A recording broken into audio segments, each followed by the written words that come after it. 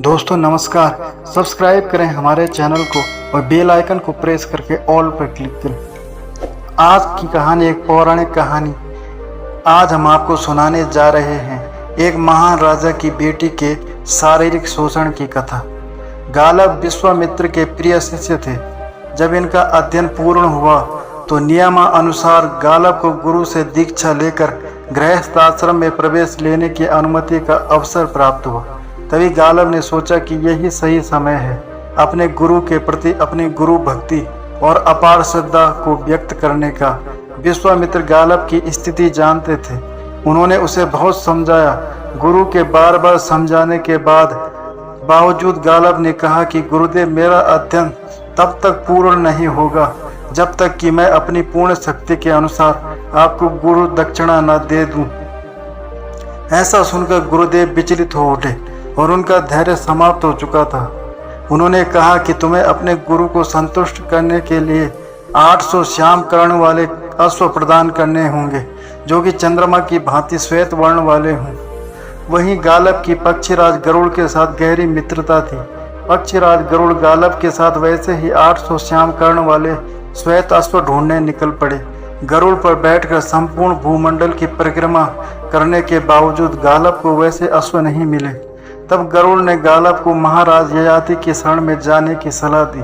महाराज ययाति का धरती के राजाओं में अत्यधिक सम्मान था। जब महाराज ययाति को ऋषि गालब और गरुड़ के आने की सूचना मिली तो वह उनका स्वागत करने के लिए द्वार पर पहुंचे। गरुड़ ने राजा ययाति को गालब के बारे में बताया कि गालब को अपने गुरु विश्वामित्र को 800 श्याम कर्ण वाले श्वेत अश्व देने हैं। आप इनकी मदद करें। महाराज ययाति अपने मित्र गरुड़ की बात सुनकर प्रसन्न हुए, लेकिन वह सोच में पड़ गए क्योंकि उनकी स्थिति अब वैसी नहीं थी जैसे गरुड़ सोच रहे थे। अनेक राजसी व्ययों और यज्ञों में उनका कोष खाली हो चुका था। तब उन्होंने अपनी पुत्री माधवी को समर्पित करते हुए कहा कि मेरी पुत्री दिव्य गुणों से अलंकृत है। मेरी पुत्री को लेकर आप अन्य राजाओं के पास जाइए।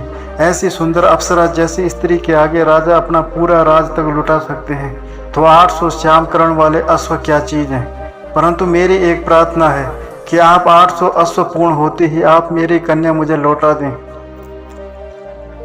माधवी को लेकर गालब और गरुड़ सबसे पहले अयोध्या के राजा हर्यश के पास गए।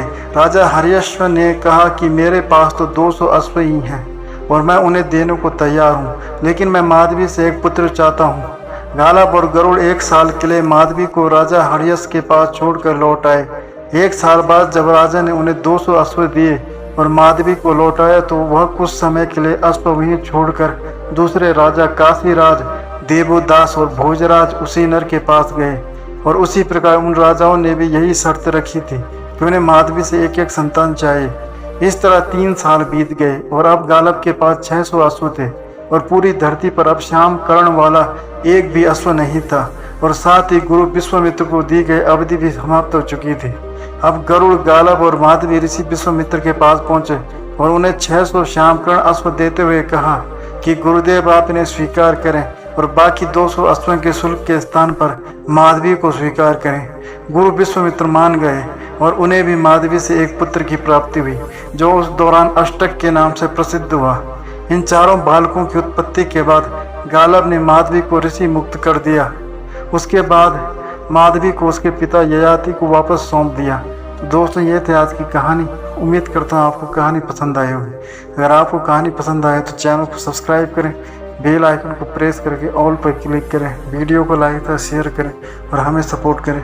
धन्यवाद।